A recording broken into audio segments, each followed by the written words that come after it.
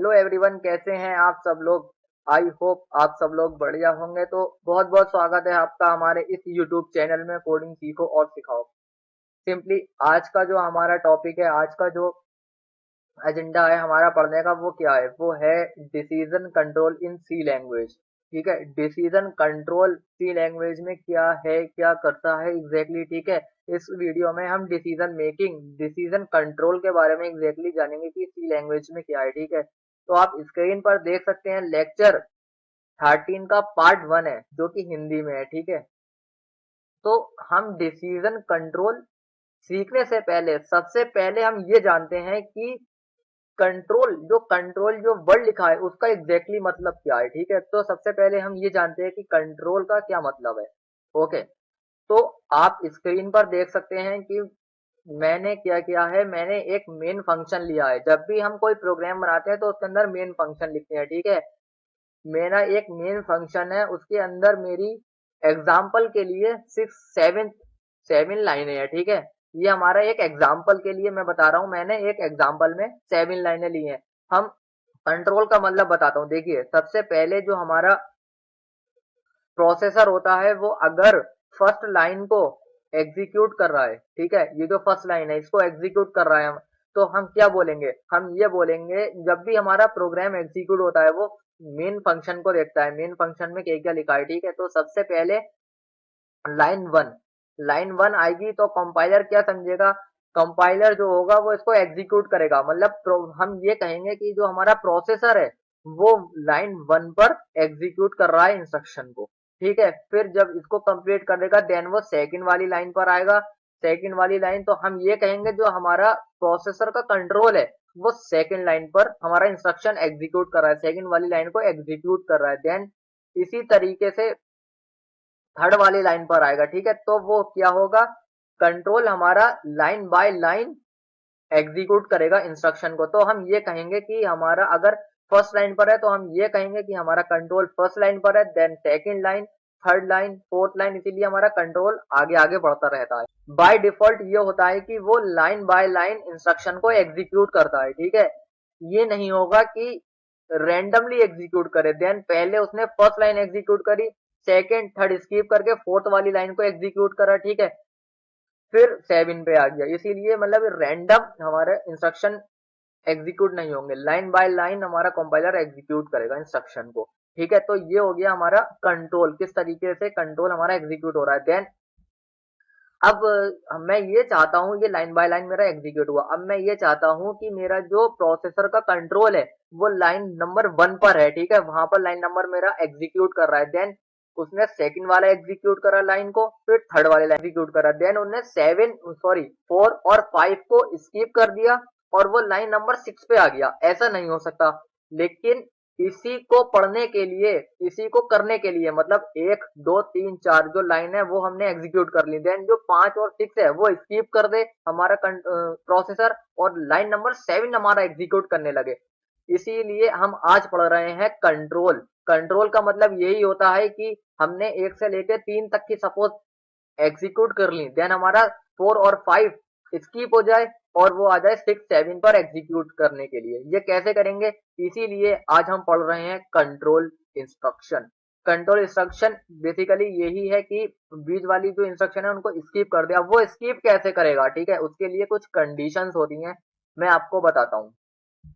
पहले हम ये समझते हैं कि हमारे कंट्रोल किन किन टाइप से हम दे सकते हैं। ठीक है, देन कंट्रोल इंस्ट्रक्शंस हम कितने टाइप से दे सकते हैं। ठीक है, कंट्रोल हमने बेसिकली कंट्रोल का मतलब समझ लिया था, अब कंट्रोल इंस्ट्रक्शन हम देखते हैं कितने टाइप से हम दे सकते हैं। तो आप स्क्रीन पर देख सकते हैं, तो पहला है हमारा डिसीजन कंट्रोल इंस्ट्रक्शन। ठीक है, सेकेंड है iterative control instruction, switch case control instruction and go to control instruction. ठीक है, ये हमारे इंस्ट्रक्शन होते हैं, इन हम 4 टाइप से अपने प्रोग्राम में इंस्ट्रक्शन दे सकते हैं। किस किस टाइप से हम इंस्ट्रक्शन देंगे। ठीक है, तो फर्स्ट है हमारा डिसीजन कंट्रोल इंस्ट्रक्शन।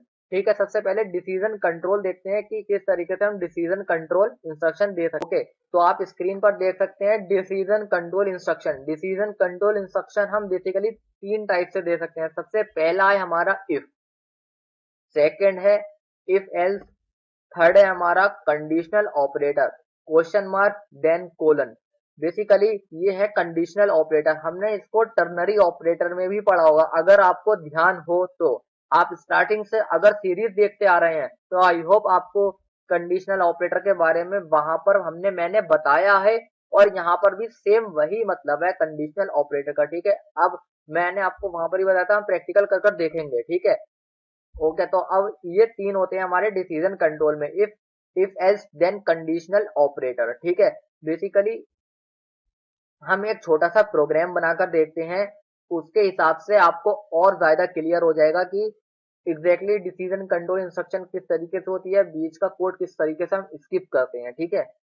हमारा कंट्रोल जो है, प्रोसेसर का कंट्रोल, वो किस तरीके से लाइन बाय लाइन एग्जीक्यूट हो रहा है और किस लाइन पर वो स्किप कर रहा है, ठीक है। ओके, तो हम प्रोग्राम देखते हैं, बनाकर दिखाता हूँ। सिंपली ये जो हेडर फाइल है ये तो हम लगाएंगे conio dot H std conio dot H std conio dot H and std dot H, ये दोनों हेडर फाइल तो हम हर प्रोग्राम में लगाते आ रहे हैं, इंक्लूड अब यहाँ पर भी हम लगाएंगे सिंपली void main, ठीक है।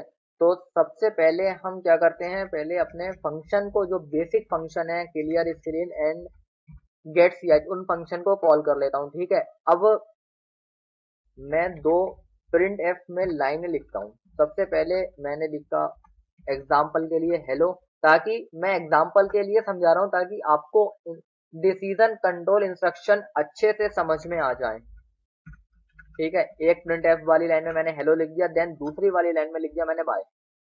सिंपल सा कोड है, ठीक है। अगर मैं इसको रन करूंगा तो क्या होगा, हमारी line by line execution start होगा, ठीक है। जो इसका प्रोसेसर होगा वो सबसे पहले, प्रोसेसर का कंट्रोल होगा, वो सबसे पहले क्लियर स्क्रीन करेगा हमारी, देन हेलो को प्रिंट करेगा, देन बाय को प्रिंट करेगा। फिर हमारा जब कीबोर्ड से एंटर करेंगे गेट ch के कारण, हमारी जो कंसोल विंडो होगी वो हमारी स्टॉप हो जाएगी। जब हम की एंटर करेंगे कोई कीबोर्ड से, तभी गेट ch फंक्शन हमारा एग्जीक्यूट होगा। सिंपली मैं इसको रन करता हूँ। ओके, तो आप स्क्रीन पर देख सकते हैं, पहले क्लियर स्क्रीन जरा, उसने सारी हमारी विंडो कंसोल को क्लियर कर दिया, देन हेलो बाय, उसके बाद गेट ch का फंक्शन अभी कॉल नहीं हुआ है, जैसे मैं एंटर की कर दबाऊंगा वैसे ही मेरा एग्जीक्यूट हो जाएगा, ठीक है। अब मैं ये चाहता हूं इस प्रोग्राम में जो मेरा हेलो है वो मेरा कंसोल पर प्रिंट हो जाए, लेकिन बाय जो है वो मेरा स्किप हो जाए, वो मेरा प्रिंट ना हो। तो इसको कैसे करेंगे, इसके लिए एज अ प्रोग्रामर हमें डिसीजन कंट्रोल का यूज करना पड़ेगा, ताकि हम इस बाय को नहीं करें प्रिंट, ठीक है। अच्छा, कुछ लोग ये भी सोच रहे होंगे कि अगर हम बाय को लिखे ही ना, मतलब यहाँ से एक तरीके से हटा दें इस तरीके से, तो हम इसको एग्जीक्यूट कर सकते हैं। देखिए, एग्जीक्यूट हमें दोनों करना है। जो लोग ये सोच रहे हैं कि बाय वाली लाइन हम हटा दें, क्लियर कर दें, तो मैं उन लोगों को भी एक एग्जांपल देना चाहता हूं कि सपोज अगर आप 5 सब्जेक्ट में इनपुट लेना चाह रहे हैं, 5 नंबर का इनपुट लेना चाह रहे हैं, देन आपने उन 5 को ऐड करा और उनकी परसेंटेज निकालना चाह रहे हैं, ठीक है। अब मैंने कंडीशन ये लगाई है कि अगर मेरा 60 से अबव होगा तो मेरा पास माना जाएगा, देन 60 से अगर बिलो होगा तो मेरा फेल माना जाएगा, ठीक है। अब इस कंडीशन में दोनों लोग हैं, फेल भी हैं और पास भी हैं, वो कंडीशन के ऊपर डिसाइड करेगा, ठीक है। अब अगर किसी की 60 से अबव आई है तो हमें पास दिखाना है, देन 60 से बिलो आई है उसको हमें फेल दिखाना है, तो ठीक है। तो हमें दोनों लिखना पड़ेंगे, पास भी और फेल भी। ये हमें कैसे पता चलेगा, जब हम डिसीजन लेंगे कि मतलब अगर 60 से छोटा हो वो फेल आ जाए, 60 से बड़ा हो वो पास हो जाए, ठीक है। तो इस कंडीशन में हमें पास और फेल दोनों लिखना पड़ रहा है, क्योंकि अगर एक हटा देंगे तो हमारा कंफ्यूजन हो जाएगी, ठीक है। तो इसीलिए हम अगर बाय को प्रिंट नहीं करना चाहेंगे तो हम सिंपली यहाँ पर यूज करेंगे कंट्रोल, डिसीजन कंट्रोल का। अब कैसे यूज करेंगे सिंपली मैं आपको बताता हूँ। सबसे पहले डिसीजन कंट्रोल में हमने क्या पढ़ा था, if else then condition operator. सबसे पहले हम इफ को देखते हैं, ठीक है। इफ को पहले हम इसको एक रैप कर देते हैं, क्योंकि हमें बाय को प्रिंट नहीं करना है, ठीक है। तो हमने ये करा इस तरीके, ठीक है। अब हमने क्या करा, इफ का ब्लॉक स्टार्ट किया, इफ लिखा, देखिए जैसे मैंने आई एफ लिखा, इसका जो कलर है वो व्हाइट हो गया। ठीक है, अब इसके अंदर हम कंडीशन देंगे। कंडीशन सपोज मैं देता हूं 3 ग्रेटर देन 4। ठीक है, मैंने ये कंडीशन दी।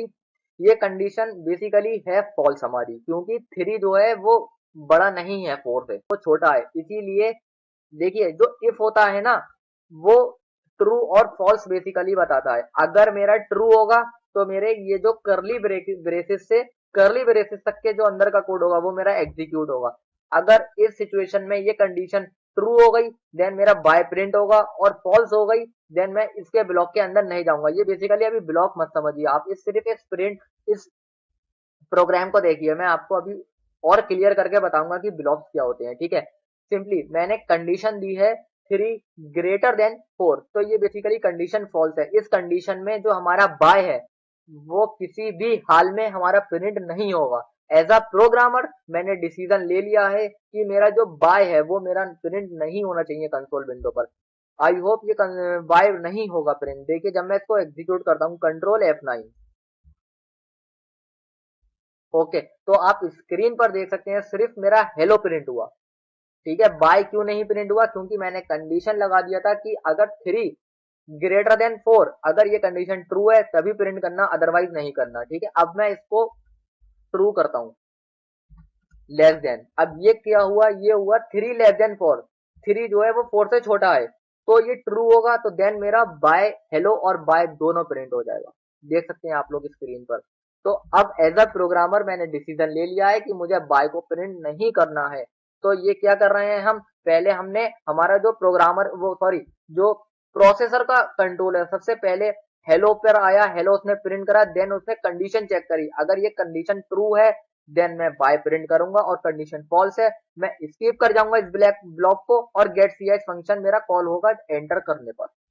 ठीक है, तो ये हमने डिसीजन ले लिया कि हमारा जो कंट्रोल है प्रोसेसर का वो किन किन लाइन पे हमारा मूव हो रहा है। ओके, देन मैं आपको एक प्रोग्राम दिखाता हूँ, बनाकर दिखाता हूँ। उस प्रोग्राम से इस प्रोग्राम से आपको और ज्यादा क्लियर हो जाएगा। ठीक है, हमारा प्रोग्राम क्या है, फर्स्ट लाइन में देखिए जो कमेंट किया हुआ है, write a program to check whether a number is positive. ठीक है, बेसिकली इस प्रोग्राम में करना क्या है, मुझे एक नंबर यूजर से इनपुट लेना है, देन उस नंबर को मुझे डिसाइड करना है कि वो नंबर मेरा पॉजिटिव है और नॉट, मतलब पॉजिटिव है या नहीं है।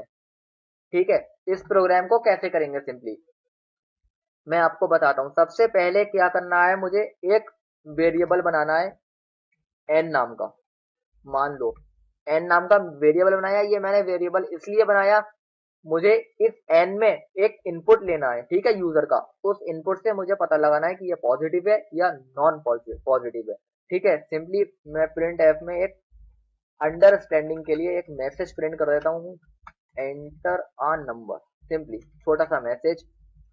ठीक है, अब हम यूजर से इनपुट किस फंक्शन से लेते थे, प्री डिफाइंड फंक्शन से। आपको पता होगा अगर आप स्टार्टिंग से मेरी इस सीरीज को देखते आ रहे होंगे। ठीक है, मैं यूजर से इनपुट लेता हूँ स्कैनएफ से। स्कैनएफ फंक्शन है हमारा यूजर से इनपुट लेने के लिए। ठीक है, इसके अंदर हमें इंट टाइप का इनपुट लेना है, तो हम %d लिखेंगे, देन हम कॉमा लगाकर %m एंड n। ठीक है, अब जो भी मैं इनपुट लूंगा वो मेरा इनपुट हो जाएगा n में। ठीक है, अब मैं क्या चाहता हूँ, मैं ये चाहता हूँ जो n में इनपुट लिया है वो मुझे ये पता हो जाए कि ये मेरा नंबर पॉजिटिव है या नॉन पॉजिटिव है। ठीक है, सबसे पहले मैं इफ का ब्लॉक स्टार्ट कर, ठीक है, मैंने इफ का यहाँ से ब्लॉक स्टार्ट कर दिया, देन ठीक है, अब क्या होगा, n में मेरा इनपुट है। ठीक है, अब प्रिंट एफ में मैं क्या लिखता हूँ, प्रिंट एफ में मैं लिखता हूँ नंबर इज पॉजिटिव। ठीक है, ये मैंने लिखा, ये कब होगा, जब ये वाली कंडीशन मेरी ट्रू हो जाएगी।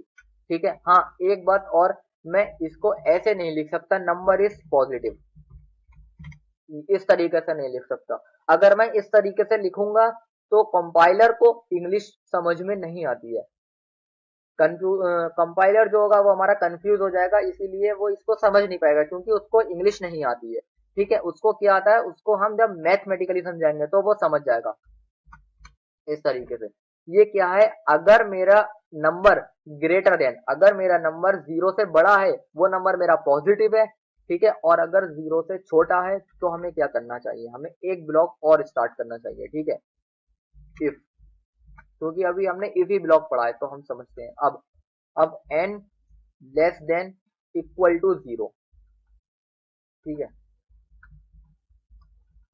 अगर मेरा नंबर 0 से छोटा है, मतलब 0 के बराबर हो या 0 से छोटा हो, मतलब निगेटिव में चला जाए, तो वो नंबर होगा हमारा नॉन पॉजिटिव, ठीक है। यहाँ पर मैं प्रिंट एफ में भी लिख देता हूँ simply, number is non positive, positive, ठीक है, नॉन पॉजिटिव। एक नंबर को इनपुट लिया और उसको मैं कंडीशन से, अपने डिसीजन से करना चाहता हूँ, ये जो मैंने इनपुट लिया है वो पॉजिटिव है या नॉन पॉजिटिव है, ठीक है, इसको मैं रन कराकर देखता हूँ सिंपली। ओके, तो आप स्क्रीन पर देख सकते हैं एंटर अ नंबर, सबसे पहले वो मुझे एक इनपुट मांग रहा है नंबर को, ठीक है, तो मैं नंबर देता हूँ 10। 10 मैंने नंबर दिया, शिट, मैंने 2 बार एंटर कर दिया, सॉरी, फिर से मैं रन कराता हूँ। मैंने नंबर दिया 10, ठीक है, जैसे ही मैं एंटर कर रहा हूँ तो देखिए स्क्रीन पर नंबर इज पॉजिटिव, ठीक है, ये किस लिए आया, क्योंकि हमारा 10 जो है वो पॉजिटिव है। सबसे पहले इफ की कंडीशन चेक हुई, मतलब n यानी कि 10, क्योंकि n जो है वो 10 में है, n के अंदर 10 है जो मैंने इनपुट लिया, 10 ग्रेटर देन 0, ऑब्वियसली बात है 10 बड़ा है 0 से, तो हमारा इफ ब्लॉक चला और उसने नंबर इज पॉजिटिव कर दिया। देन फिर मेरी इफ की कंडीशन चेक हुई, n लेस देन इक्वल 0, या जो नंबर यूजर ने इनपुट लिया था वो 0 से छोटा है, नहीं, ये तो 0 से बड़ा है 10, तो इसीलिए ये कंडीशन फॉल्स होने के कारण इस ब्लॉक में नहीं आया और वो गेट सी फंक्शन कॉल हो जाएगा जब हम एंटर करेंगे, ठीक है। अब सिंपली मैं इसको रन करता हूँ और एक निगेटिव नंबर देने की कोशिश करता हूँ, तो मेरा कैसा बिहेव करता है प्रोग्राम, ठीक है, एंटर अ नंबर, ठीक है, सिंपली मैं -2 ये नंबर देता हूँ और जैसे ही मैं एंटर करूंगा देखिए क्या होगा, नंबर इज नॉन पॉजिटिव, क्योंकि ये जो -2 है ये पॉजिटिव नहीं है हमारा नंबर। तो आई होप आपको इफ कंडीशन कैसे देते हैं, इफ का ब्लॉक कैसे स्टार्ट करते हैं, ये भी इस प्रोग्राम में पता चल गया होगा, ठीक है। मैं और डिटेल में आपको ब्लॉक्स के बारे में अभी पढ़ाऊंगा। हम एज अ प्रोग्रामर खुद डिसीजन ले रहे हैं कि हमें कौन सी लाइन को स्किप करना है कंपाइलर के थ्रू और कौन सी लाइन को हमें एग्जीक्यूट करना है, ठीक है। तो इसकी आज की जो हमारी वीडियो है वो सिंपली यहीं तक रहने वाली है। एंड ये हमारी जो वीडियो है अगर आपको अच्छी लगी हो तो प्लीज इसको लाइक कर दीजिए एंड लोगों को शेयर कर दीजिए। सिंपली नेक्स्ट वीडियो आपको जल्दी आपके लिए लेकर आएंगे, मिलते हैं नेक्स्ट वीडियो में, ठीक है, बाय।